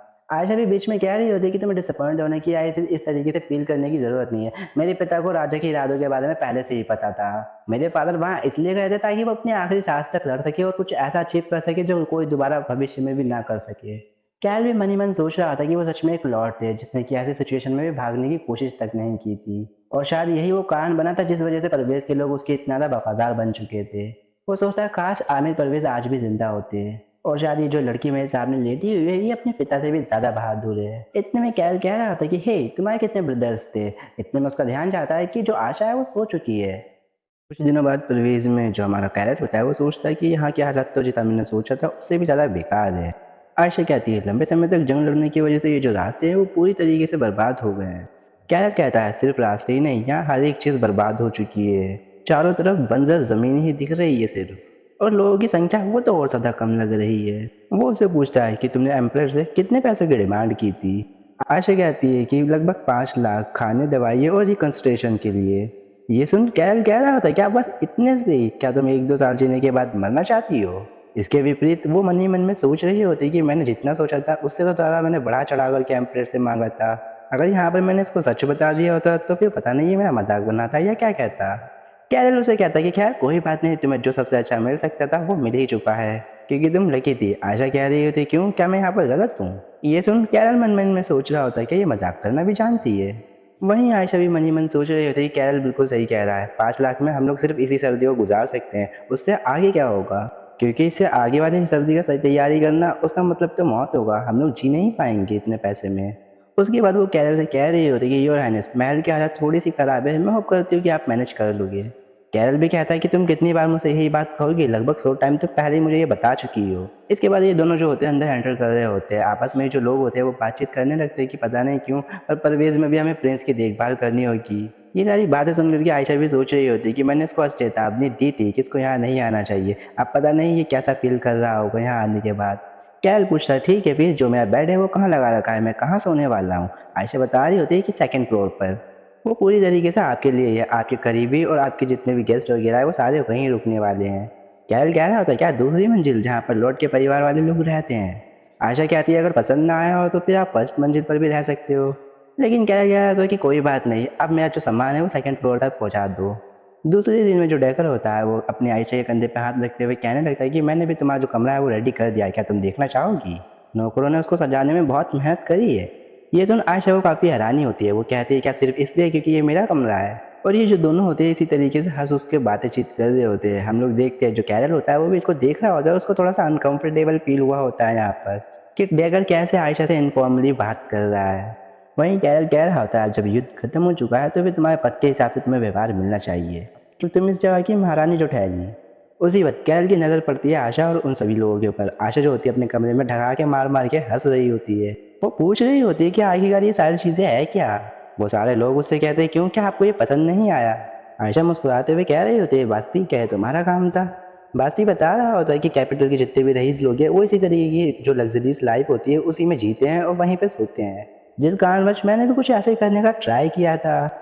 आयशा स्माइल करते हुए कह रही होती है कि बहुत बढ़िया, तुमने काफ़ी अच्छा किया, लेकिन मुझे समझ नहीं आ रहा, तुमने कुछ ही बार ऐसे कमरे देखे उसके बाद। वो मनी मन में मुस्कुराते हुए सोच रही होती कि देखो ज़रा इन लोगों की नज़रों में भी कितना अंतर है राजधानी और यहाँ की चीज़ों को लेकर के। लेकिन कुछ भी कहो, इन्हीं लोगों की वजह से आज मुझे पहली बार इतना ज़्यादा अच्छा गिफ्ट मिला है। बास्ती कह रहा होता है, क्या ये आपको पसंद आया? आयशा कहती है, ऑफ कोर्स, ये मुझे काफ़ी अच्छा लगा, लेकिन थोड़ा सा अजीब भी लग रहा है। इतने ज़्यादा अच्छे तरीके से सजे धजे कमरे में सोना मेरे को काफ़ी अजीब सा फील हो रहा है। और ये जो फूल यहाँ पे रख रखे हैं इनका मतलब यही होता है कि ये जो युद्ध है वो यहाँ ख़त्म हो गया। शायद से हेडमेड ने यहाँ पर ये जानबूझ के लगाया है क्योंकि उनको पता है अब जो युद्ध है ख़त्म हो चुका है और शांति जो है वो आ चुकी है। फिर वो इन सभी की तारीफ़ करती है कि सच में सजावट जो है वो बहुत ज़्यादा अच्छे तरीके से कर रखी है। जो सारे लोग होते हैं वो उसका धन्यवाद करते हैं, पूछते हैं क्या कहीं किसी चीज़ की कमी तो नहीं रह गई? डैगर मुस्कुराते हुए कह रहा होता है, असल मेहनत तो यहाँ पर रैमेर की पत्नी ने करी है। आयशा भी सहमति जताते हुए कह रही होती कि हाँ मैं जानती हूँ, क्योंकि वो इस टाइम पर बटलर के तौर पर भी काम कर रही है। अब जब डेला इतनी मेहनत कर ही रही है इसीलिए मैं जल्दी किसी और का अपॉइंट कर लूँगी ताकि वो सारी ये मेहनत करे। वेट अ सेकंड गाइस, मैं एक चीज़ कंफर्म कर देना चाहता हूँ, अगर कुछ इमेजेस मिसमैच कर रही हो तो फिर यहाँ पर एडजस्ट कर देना, क्योंकि मैं कुछ नहीं कर सकता। राइटर ने पता नहीं गांजा फूक लिया या फिर क्या, जो पार्ट्स है वो कुछ ज़्यादा कॉम्प्लिकेटेड होते जा रहे हैं। आसान शब्दों में समझाऊँ तो फिर मतलब चल कुछ और रहा होता है, दिखा कुछ और दिया जाता है बीच बीच में। एग्जाम्पल के तौर पे मानो अगर तुम डोरेमोन देख रहे हो तो बीच में यहाँ पर शिनचैन लगा दिया जाता है, उसके बाद पोकेमोन, उसके बाद अगेन डोरेमोन को दिखा रहे होते हैं, कुछ इस तरीके से। होप करता हूँ कि तुम लोग समझ गए होंगे। चलो कंटिन्यू करते हैं। आयशा ये भी कह रही होती कि जब ये सबको ये पता चली गया कि प्रिंस कैरल हमारे साथ यहीं रहने वाले हैं तो जो योग्य लोग होंगे वो अपना आप ही यहाँ आने वाले हैं। वहीं पे डेला बोन करते हुए कह रही होती कि आपको यहाँ पे कुछ लोगों को हायर करना चाहिए जो कि नज़र रख सकें, बिकॉज फ्यूचर में हमें इस चीज़ की ज़रूरत ज़रूर होगी, और वैसे भी छोटे मोटे कामों के लिए हम लोगों को नौकरों की ज़रूरत तो पड़ेगी ही। आयशा को भी याद आता है कि हाँ अब लोगों का जो रवैया हम लोगों को लेकर के वो बदल चुका है, अब छोटे मोटे कामों को भी लेकर के वो हम लोगों के अंदर गलतियाँ ज़रूर से ढूंढेंगे। डायला कह रही होती कि आपको किसी को चुनने की ज़रूरत नहीं है, मैंने पहले ही कुछ लोगों को चूज़ कर रखा है। हे नीना, तुम अंदर आ सकती हो। एक यंग लेडी अंदर आते हुए कह रही होती कि hello, nice to meet you, मेरा नाम नीना है। डेला बता रही होती कि योर हाइनेस आज से ये आपकी पर्सनल मेट की तरह रहेगी, आपको खाना पीना खिलाएगी, आपको नहलाएगी धुलाएगी, आपके लिए साफ़ सफाई करेगी, सब कुछ। आयशा मुस्कुराते हुए कह रही होती क्या अब ये मेरे नहाने और बाल संवारने का भी ध्यान रखने वाली है? लैला कह रही होती कि ऑफकोर्स अब कोई हम लोग युद्ध के अंदर थोड़ी ना है, अब समय बदल चुका है, जिस लग्जरियस लाइफ को हम लोग डिजर्व करते थे हमें उसी तरीके से अब जीना चाहिए। आयशा कहती है कि ठीक है तुम लोग अपना ध्यान रखना और अब एक दिन की छुट्टी के लिए तुम लोग यहाँ से जा सकते हो, लेकिन डेला और डायरेक्ट तुम यहीं पर रुको क्योंकि आप दोनों से मुझे कुछ ज़रूरी बातें करनी है। आयशा बताती है सीरियस होते हुए कि कल से हालात कुछ ज़्यादा बदलने वाले हैं क्योंकि प्रिंस के लोग भी यहीं आ चुके होंगे। नहाने धोने खाना बांटने हर एक चीज़ में वो लोग हो सकता है कि हमारे काम में दखल अंदाजी करे या फिर तनाव हो सकते हैं हमारे बीच में, लेकिन अगर ऐसा होता है तो भी मैं पीछे बिल्कुल नहीं हटने वाली क्योंकि मैंने समझौता बराबरी का किया है, ना कि कोई नौकर का। मैंने कोई स्लीप कॉन्ट्रैक्ट को नहीं साइन किया है। मैंने तुम दोनों को यहाँ इसलिए रोका था ताकि तुम्हें ये बात समझा सकूँ कि तुम लोगों को चिंता करने की ज़रूरत नहीं है, सब कुछ भी होता है तो मैं संभाल लूँगी, तुम लोग बस रेनोवेशन के काम के ऊपर ध्यान दो। वहीं सीन कट हो गया, अगले दिन पे हमें कैल को दिखाया जाता है। कैल कह रहा होता है कि मैंने 1 महीने का राशन उन लोगों को दे दिया, लेकिन उसने अपने लिए तो कुछ रखा ही नहीं। मुस्कुराते हुए लियोन कह रहा होता है जो लोग साथ में तकलीफें झेलते हैं वो कभी भी किसी का साथ नहीं छोड़ते। ये बातें सुन के कैरल सोच रहा होता है कि ये लोग बिल्कुल मलहम के जैसे हैं जिनको कोई भी देख करके ये अंदाज़ा नहीं लगा सकता कि जख्म कितना बड़ा है। वो इसी सोच में डूबा हुआ होता है कि आयशा मेरे बारे में क्या सोचती होगी। क्या उसको ऐसा लगता है कि मैं उसके ऊपर यकीन नहीं करता। वो गुस्से से आदेश देता है कि काउंट परवेज और उन लोगों के ऊपर नज़र रखो, खास तौर पे वो बड़ा आदमी जो कि 24 घंटे उसी के साथ चिपका रहता है। लियोन सवाल करता है क्या आप बाजू दफे डैगर की बात कर रहे हो। कैल कह रहा होता है ऑफकोर्स और किसकी बात करूंगा। लियोन बताता है कि डैगर ड्रोवन वो अपने ड्रोवन परिवार का सबसे बड़ा बेटा है। ड्रोवन परिवार जिसको कि महान योद्धा आमिर ने अपनाया था, उनका एक गजल के रूप में था। पास्ट में उसको काउंटेस के लिए सबसे अच्छा मैरिज पार्टनर माना जाता था। कैरल हंसते हुए कह रहा होता है क्या इन दोनों का रिश्ता उसके रूखे और बेजान शरीर के साथ वैसे काफ़ी ज़्यादा दिलचस्प जोड़ी लगती है अगर ऐसा कुछ होता तो। वहीं सीन कट होकर कैपिटल का दिखाया जाता है जहाँ पर कि जो महारानी होती है वो प्रिस्ट गैब्रियल से मिलने के लिए आई होती है। गैब्रियल को स्वागत करते हुए कह रहा होता है कि योर मैजेस्टी आप कैसी हैं। मुस्कुराते हुए एम्प्रेस भी कह रही होती है कि सारी कृपा दृष्टि आपकी ही है, मैं बिल्कुल ठीक हूँ। वो कहती है कि मैं एम्पायर के भविष्य के लिए आपसे कुछ बातचीत करने के लिए आई हूँ। गैब्रियल कहता है ये तो मेरे लिए सम्मान की बात है, आप जो भी पूछना चाहती है आप मुझसे पूछ सकती हैं। ये सीन यहीं पे कट होता है, दिखाया जाता है कि एक हफ्ता इसी तरीके से बीत गया, कैपिटल से जो सामान आना था वो आ चुका है और परवेज की जो हालत है वो पहले से काफ़ी ज़्यादा सुधर चुकी है। जिस कारणवश परवेज के जो लोग हैं वो खुलेआम हमारी आयशा का स्वागत करते हैं और उसका शुक्रिया अदा करते हैं। ऐसा इसलिए क्योंकि जो आयशा उन लोगों से प्यार और इज्जत से पेश आया करती है। आयशा सोचती है कि क्लिनिक में तो सारी की सारी चीज़ें काफ़ी अच्छी है, क्यों ना मैं बंटवारे की जानकारी लेने के लिए वहाँ साइड पे जाऊँ। बंटवारे वाली जगह पर डैकर खड़ा हुआ होता है जो कि बताता है कि काम मक्खन की तरह चल रहा है, हर एक इंसान को उसका हिस्सा बराबर तौर पे मिल रहा है। आयशा कहती है कि बहुत बढ़िया डेकर, ये सारी की सारी चीज़ें तुम्हारी वजह से पॉसिबल हो चुकी हैं। लेकिन पूरा क्रेडिट डेकर नहीं लेना चाहता था। वो कहता है कि रात भर जाकर के डिस्ट्रीब्यूशन प्लान के ऊपर आपने कितनी मेहनत करी थी। आयशा कहती है क्या ये बातें तो छोड़ो, आज क्या बट रहा है। डेकर बताता है कि आज आटा नमक और खमीर की रोटियां बिक रही हैं, बांटी जा रही हैं। वो ये सुझाव भी देता है कि चिंता करने की ज़रूरत नहीं है, अब हर एक इंसान का पेट पूरी तरीके से भर रहा है। ऐसे हालातों में क्यों ना हम लोगों को रोटियां भी प्रोवाइड करवाएं। आयशा अंदाज़ा लगाती है कि अगर हम लोग ऐसा करते हैं तो फिर आज रात पूरे इलाके में रोटी की खुशबुआ फैलेंगी। आयशा पूछती है कि डिस्ट्रीब्यूशन में कोई कमी तो नहीं आने वाली ना आगे। डेगर बताता है किसी भी तरीके से दिक्कत लेने वाली बात नहीं है, क्योंकि हम लोगों ने पहले ही मार्जिन की चीज़ों के बारे में सोच लिया, प्लानिंग कर ली है। मुस्कुराते हुए डेगर कह रहा होता है कि ऐसे हालातों में लगता है कि कल लंबे समय के बाद लोगों को खेत जोतने के लिए अपना अपना दिमाग चलाना पड़ेगा। आशा खुश होते हुए सोच रही होती है कि फाइनली अब वो समय आ चुका है कि मैं परवेज के अंदर भी अपनी खेती बाड़ी कर सकती हूँ। तभी कोई आदमी आते हुए कह रहा होता है कि योर हाइनेस वर्कशॉप पर लकड़ियाँ आ चुकी है, जिस वजह से आयशा कह रही होती है कि यहाँ का ध्यान तुम रखो डेकर, मैं जाकर के चेक करके आती हूँ। आयशा वहाँ जाकर के चेक करती है, उसको पता चलता है कि उत्तर के गाँव की तरफ से जो प्रिंस कैरल है उन्होंने कई सारी लकड़ियाँ खरीद ली हैं। न केवल इतना, उन्होंने यहाँ पर एंटी फायर ट्रीटमेंट भी करवा रखा है। आयशा सोच रही होती कि इतनी ज़्यादा क्वांटिटी में उसने कब खरीदी, क्या परवेज आते समय खरीदी थी। लेकिन फिर अपने क्वेश्चन पे सवाल करती है कि हाँ आने के बाद उसके पास तो बिल्कुल भी समय नहीं बचा हुआ, उसने खरीदी तो खरीदी कभी है। क्या ऐसा हो सकता है कि ये सारी चीज़ें भी कैपिटल से आई हों। वो तो यही सोच रही होती कि मेरी जान की कीमत भी इतनी नहीं होगी जितनी ज़्यादा यहाँ पर लकड़ियाँ पड़ी हैं। वो इतना दिल खोल करके मेरी मदद क्यों कर रहा है, क्या उसको बदले में कुछ चाहिए। अगले पल वो ये थिंकिंग छोड़ देती है। वो कह रही होती है कि चाहे कुछ भी हो जाए, प्रिंस ने अब जब मेरी इतनी मदद करी है तो फिर वो जो कुछ भी मुझसे मांगेंगे मैं ज़रूर उनको दूंगी। तभी एक कर्मचारी आते हुए कह रहा होता है योर हाइनेस प्रिंस कैरल आपको बुला रहे हैं। अगले ही पल वो कैरल के ऑफिस में पहुंच जाती है। वो कह रही होती कि आपने मुझे बुलाया। कैरल कह रहा होता है ये काउंट ऑफ प्रिवेज मिले हुए काफ़ी लंबा समय हो गया, बताओ काम कैसा चल रहा है यहाँ। आयशा मुस्कुराते हुए कहती है कि आपकी दरिया दिल्ली की वजह से काम काफ़ी अच्छे तरीके से चल रहा है। कैरल कहता है कि मैंने काफ़ी ज़्यादा पैसा और सामान दिया है, लेकिन मैं ये नहीं जानता हूँ कि ये सारी चीज़ें कहाँ इस्तेमाल हो रही हैं। बस यही कारण है जिस वजह से मैंने आपको बुलाया। इस बात पर आयशा तुरंत ही माफ़ी मांगती है। वो कहती है कि मैं नहीं जानती थी कि आप यहाँ पर जो बेस की रीबिल्डिंग है उसके अंदर इतनी ज़्यादा दिलचस्पी लोगे। लेकिन दूसरी पल सोचती है कि हाँ अगर दिलचस्पी नहीं होती तो फिर ये इतनी सारी चीज़ें मुझे प्रोवाइड क्यों करवाते। वो कैरल से कहती है योर हाइनेस आप 1 मिनट के लिए इंतज़ार करिए, मेरी कंसंट्रेशन और जो बजट प्लान है वो सारी की सारी चीज़ें अभी लेकर के आई और यहाँ से निकल जाती है। कैरल उसको रोकना चाहता था पर वो उसकी सुनती ही नहीं है। लियोन कैरल को याद दिलाता है कि मैंने आपको पहले ही सुझाव दिया था कि जो काउंटर प्रिवेज है वो पैसे में हेरा फेरी नहीं करने वाली। कैरल को इस बात पे यकीन ही नहीं होता है। वो कहता है कि इतना ज़्यादा पैसा मिलने के बाद भी वो एक पैसा भी नहीं चुराना चाहती। इनफैक्ट उसने तो छुआ तक नहीं। वो मनी मन सवाल कर रहा होता है सरकारी फंड में हेरा फेरी करना ये तो काफ़ी आम बात है। वो लियोन से कहता है कि ज़रूर से इसने कोई फेक डॉक्यूमेंट यहाँ पे प्रोवाइड करवाएगी। कैरल को इस बात पे शक था कि वो इतना ज़्यादा परफेक्ट कागजात लेकर के आई है तो कहीं ना कहीं तो गड़बड़ हो ही सकती है ना। आयशा तुरंत ही रिपोर्ट ला करके उसके हाथ में थमा देती है। उस रिपोर्ट के अंदर सारी चीज़ें मेंशन कर रखी थी, दान किए हुए सामान की, खाने पीने की चीज़ें और क्लिनिक में क्या क्या दवाइयाँ यूज़ हो रही है, वो सारी की सारी चीज़ों के बारे में डिटेल में इन्फॉर्मेशन दे रखी हुई होती है। ये सारी की सारी चीज़ें देखने के बाद कैरल को एक झटका लगता है। वो सोचता है कि सच में इसने कुछ नहीं चुराया। इनफैक्ट यहाँ का ये जो पूरा प्लान है वो तो बिल्कुल ही परफेक्ट है। वो आयशा की तारीफ करता है कि ये जो प्लान है वो तो लाजवाब है। वो आयशा से कहता है क्या तुमने अपने लिए नहीं कुछ रखा? आयशा कहती है कि माफ़ करना योर हाइनेस, मैं कुछ समझी नहीं। कैरल थोड़ा सा शर्मिंदा होते हुए कह रहा होता है कि मेरा मतलब ये है कि तुम्हारे घर जाने के लिए थोड़ा सा पैसा, इनफैक्ट ये भी कह सकती हूँ कि तुम्हें थोड़ी बहुत पॉकेट मनी तो रख लेनी चाहिए थी। आशा कह रही होती कि अगर मैं पैसे रख लूँगी तो फिर ये जो इलाका है वो कैसे रिबिल्ड होने वाला है। केरल एक और सवाल दागते हुए कह रहा होता है कि जो मैंने तुम्हें वेडिंग रिंग दी थी उसके ऊपर क्या विचार है। आयशा बता रही होती कि मैं उसको ऑक्शन करने के बाद घोड़सवार यूनिट को ट्रेनिंग दूंगी।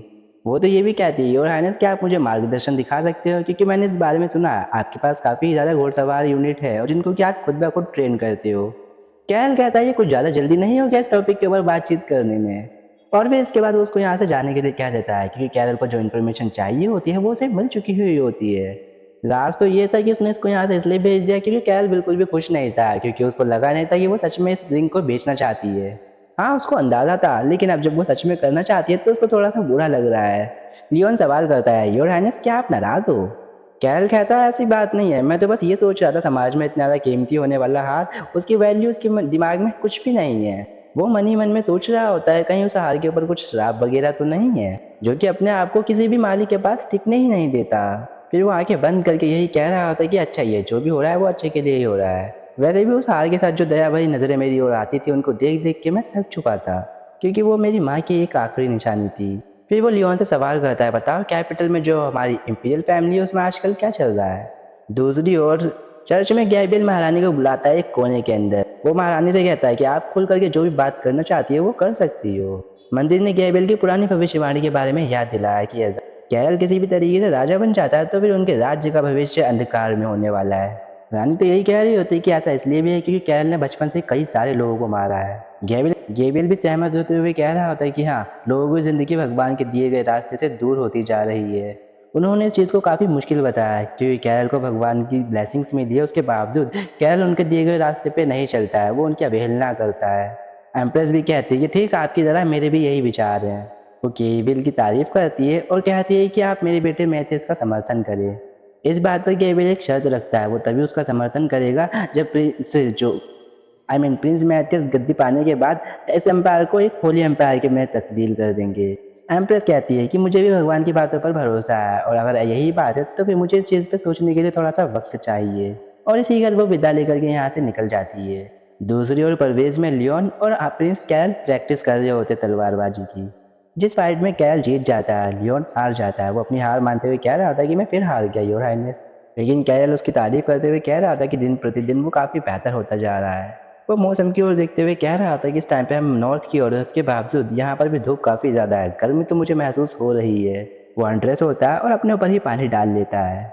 लियोन उसे बता रहा होता है योर हाइनेस जो काउंट ऑफ प्रिवेज है वो अपने इलाके में खेती बाड़ी करने के लिए काफ़ी जल्दबाजी कर रही हैं और जो मौसम में लगता है वो भी उनका साथ दे रहा है। इस तरीके से देखा जाए तो उनका जो खेती बाड़ी है वो काफ़ी जल्दी हो सकती है, वो खेत जोत सकते हैं दिन में 2 बार।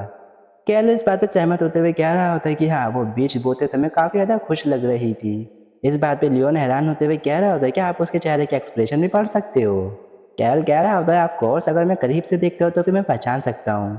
वो सवाल करता है जो राजधानी से सामान आया है वो संभल चुका है ना। लियोन इस बात पे सहमति जताता है। वो कह रहा होता है कि एक सवाल है योर हाइनेस, जो हमारे सर्वेंट्स हैं उनको लेकर के मुझे काफ़ी ज़्यादा चिंता हो रही है। उनका बिहेवियर यहाँ के लोगों को लेकर के काफ़ी ज़्यादा बुरा है। अगर हमारे सर्वेंट्स का बिहेवियर ऐसे ही रहा तो फिर काउंटर प्रोवेज इससे नाराज़ भी हो सकती हैं। कैरल कह रहा होता है कि ऐसा कैसे हो सकता है, मैंने वार्निंग दी है यहाँ के जितने भी सेवक के हमारे, उनको कहा है कि वो हमारे इलाके से बाहर ना जाए क्योंकि मुझे किसी भी तरह की प्रॉब्लम नहीं चाहिए। लियोन सोच रहा होता है कि ठीक है फिर इस बारे में मैं बाद में सोचूंगा। दूसरी ओर नीना जो कि हमारी आयशा की नौकरानी है वो यहाँ से जा रही होती है। पीछे से जो एक और नौकरानी होती है वो उसको आवाज़ लगाती है। नीना सवाल करती है कि क्या बात है, क्या मैंने कुछ गलत कर दिया। दूसरी नौकरानी एरोगेंट होते हुए कह रही होती है कि मैं सवाल करती हूँ, क्या तुम्हें इतना भी नहीं पता कि मेरा रास्ता नहीं काटना चाहिए था। नीना शौक होते हुए कह रही होती है कि आखिरकार इस बात का मतलब क्या है, मैं सिर्फ अपने रास्ते ही तो जा रही थी, क्या मैंने कुछ गलत किया। दूसरी वाली नौकरानी ऐठते हुए कह रही होती है क्या तुम्हें परवेज की जो सीनियर नौकरानियाँ हैं उनके बारे में कोई भी इज्जत वगैरह नहीं है, रिस्पेक्ट दिखाओ थोड़ी सी। कहीं ऐसा तो नहीं कि तुम लोग मेरे को भी अपनी तरीके की नौकरानी समझ रही हो। वो नीना को लॉर्ड परवेज की नौकरानी बताती है और खुद को प्रिंस कैरल की नौकरानी बताती है। वो उसे अपना ओहदा उससे ऊपर बता रही होती है। वो कहती है कि प्रिंस कैरल का ओहदा यहाँ पे सबसे ज़्यादा ऊंचा है। अब तुम्हें समझ में आ रहा है, मेरा स्टेटस तुमसे ज़्यादा है।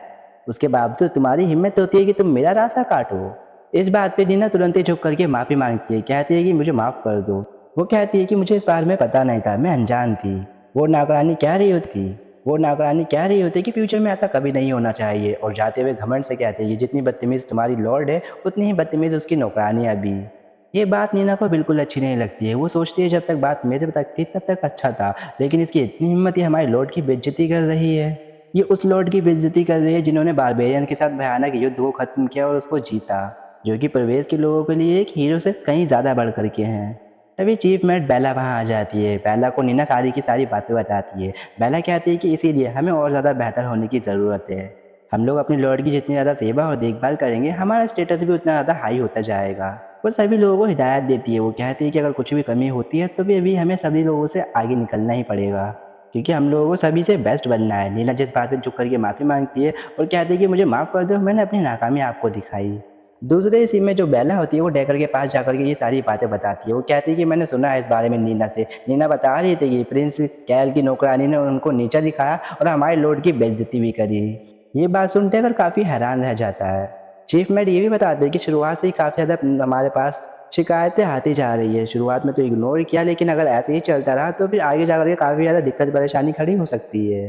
वो डेकर से कहती है अगर आप अभी बिजी हो तो फिर इस चीज़ को आप अनदेखा कर सकते हो। डेकर गुस्से के हमारे अपनी मुट्ठी भींच लेता है। वो कह रहा होता है कि मैं अभी एक्शन लूँगा, लेकिन चीफ मेट उनको सुझाव देती है कि जो प्रिंस कैरल है वो कोई ढीले मुंह वाले इंसान नहीं है, इसीलिए बेहतर यही रहा है कि हम लोग डायरेक्टली उन्हीं से बात करें।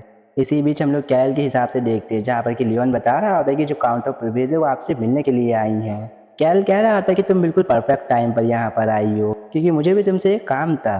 लेकिन दूसरे पर वो बिल्कुल शांत हो जाता है। उसको साफ दिखाई दे रहा होता है कि आयशा के मुंह पे कितना ज़्यादा गुस्सा है। वो सवाल करता है कि क्या बात हुई, क्या कुछ गलत हुआ है। आयशा कहती है कि योर हाइनेस मैं आपसे कुछ मांगना चाहती हूँ। कैरल कहता है कि हाँ ठीक है मांगो। आयशा मांग रखती है कि आप जितने भी सर्वेंट्स अपने साथ लेकर के आए हो उनका थोड़ा सा ध्यान रखें, क्योंकि मुझे इस बारे में शिकायत मिली है आपके जितने भी सर्वेंट्स हैं वो मेरे सर्वेंट्स के साथ झगड़ा करते हुए आ रहे हैं। वो उम्मीद करती है कि प्रिंस कैरल इस मामले को अच्छे तरीके से हैंडल करेंगे ताकि परेशानियां ना खड़ी हों। कैरल कहता है कि मुझे नहीं लगता कि मेरे सर्वेंट्स ने कुछ गलत बात कही होगी। आशा कहती है कि आप कॉन्ट्रैक्ट के बारे में भूल तो नहीं गए, कि कॉन्ट्रैक्ट के अंदर ये सारी बातें भी लिखी है, मेंशन करी गई है। कैरल कहता है कि हाँ मैं उसी के हिसाब से चल रहा हूँ। आयशा कहती है कि सर लियोन क्या वो कॉन्ट्रैक्ट लेकर के आ सकते हो। अगली बार लियोन वो कॉन्ट्रैक्ट लेकर के आ जाता है। आयशा वो 3 बिंदु उसको दिखाती है जिसमें कि वो बातें लिखी हुई होती है। दूसरे पॉइंट पे साफ लिखा हुआ होता है परवेश के लोगों का सम्मान करना। वो कैरल से साफ कह देती है कि मैं अपना अपमान बर्दाश्त कर सकती हूँ, लेकिन मेरे लोगों का बिल्कुल नहीं। आयशा उसको चेतावनी देती है अगर यहाँ के लोगों का ओपिनियन उसको लेकर के बदल गया तो फिर वो जो हासिल करना चाहता है वो कभी नहीं कर पाएगा। लेकिन कैरल भी पीछे कहाँ हटने वाला था। वो उसको चुनौती देते हुए कहता है अगर मैं तुम्हारी बात ना मानूं तो फिर क्या होगा। आयशा ठंडे और साहसी जवाब देती है अगर आपको मेरी कोऑपरेशन चाहिए तो फिर आपको इस बात से सहमति जतानी ही होगी। अगले ही सीन में दिखाया जाता है 1 घंटे बाद हॉल में सारे के सारे सर्वेंट्स और बाकी सारे लोग अटेंड हो जाते हैं। कैरल कहता है क्या आप सभी ने सुना, यहाँ पर किसी सर्वेंट की इतनी भी तो साहस हो चुका है कि वो मेरी पत्नी का अपमान कर सके। आयशा सोचती है क्या इसने इंटेंशनली यहाँ पर मुझे वाइफ के तौर पर इंट्रोड्यूस कर रहा है, या फिर अपनी पत्नी के रूप में स्वीकार करने का इसका ये कोई नया तरीका है। कैरल कहता है हाँ ठीक है, परिवेश में रहने वाले लंबे समय से जो लोग रह रहे हैं उन्होंने गवाही इस बारे में दी है। वो डायरेक्टली नीना से कहता है अगर इस बात पे तुम इतनी ज़्यादा नाराज़ हो गई थी तो फिर शायद तुम्हें उस मेड का चेहरा तो याद होगा ही, और अगर तुम्हारी बातें बिल्कुल सच है तो फिर उन लोगों की पहचान करो जिन्हों की हिम्मत हुई है मेरी पत्नी का अपमान करने की। अगले ही पल नीना कुछ नौकरानियों की ओर इशारा करती है। दूसरी ओर वो नौकरानी स्मृत करते हुए सोच रही होती है कि यहाँ पर जो प्रिंस है वो बिल्कुल भी इस बात को सीरियस नहीं ले रहे हैं और कुछ तो अजीब हो रहा है। कैरल कहता है क्या बस यही लोग। नीना जवाब देती है यस योर हाइनेस, हाँ यही लोग थे। वही बदतमीज नौकरानी कह रही होती है योर हाइनेस ये सारी बातें सरासर झूठ है, हमने तो थोड़ी बहुत इनको शिष्टाचार के बारे में बताया था। यहाँ पर तो ये लोग हैं जो कि इस इलाके को अपना मान करके दादागिरी दिखा रहे थे हमारे ऊपर। वो तो ये आरोप भी लगा रही होती है कि काउंटर परवेज हमारा हौसला तोड़ने की कोशिश कर रही हैं। नीना पीछे चुपचाप खड़ी हुई होती है।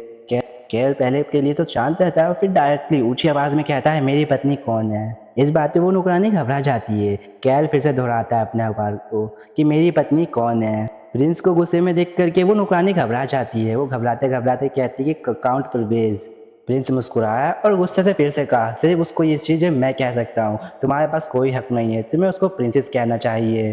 लेकिन ये मुस्कुरान काफ़ी देर तक नहीं टिकी, उनका चेहरा और ज़्यादा भयानक हो गया। अगले पल वो कहता है कि तुम्हारी हिम्मत कुछ ज़्यादा बढ़ चुकी है कि तुम राजकुमारी को इस तरीके से बोल रही हो। फिर लियोन को आदेश देता है कि नोबेल्टी की डिसरिस्पेक्ट के तौर पर इसको सजा देनी चाहिए। लियोन इस बात पे चिंता जताते हुए कह रहा होता है, योर हाइनेस, अगर हम लोग इन सारे सर्वेंट्स को सजा देंगे तो फिर हमारे पास स्टाफ की कमी हो जाएगी। कैरल भी इस बात पर सहमति करते हुए कह रहा होता है कि हाँ, मैंने पहले तो इस बारे में नहीं सोचा। दूसरी पर वो हुक्म देते हुए कह रहा होता है, अगर ऐसी ही बात है तो फिर इनकी ज़ुबान कटवा दी जाए। जितने भी सर्वेंट होते हैं ये सुनते के साथ ही रोने लगते हैं और माफ़ी मांगने लगते हैं। आयशा जैसे ये देखती है वो चौंक जाती है। उसके पास आते हुए कह रही होती है कि आप इसको रोक नहीं सकते। आखिरकार किसने कहा आपको ये सारी चीज़ें करने के लिए? कैरल कहता है कि हाँ, मुझे भी यही लग रहा था कि ये सारी चीज़ें भी काफ़ी नहीं है और कुछ बड़ा करना चाहिए मुझे। आयशा अपने आप को रोकते हुए कह रही होती है कि प्रिंस, मैं यहाँ पर आपके और अपने लोगों के बीच की जो दूरियां है वो कम करना चाहती हूँ। मुझे आपसे सम्मान चाहिए, ना कि ये सारी चीज़ें। कैरल इस बात का विरोध करते हुए कह रहा होता है, ये कोई ऐसी वैसी बात नहीं है जिसको कि मैं ऐसे ही जाने दूँ। इन लोगों ने मेरी पत्नी का अपमान किया है, नोबल को डिसरिस्पेक्टफुली अटेंड किया है, इसलिए इनको सज़ा तो मिलेगी ही।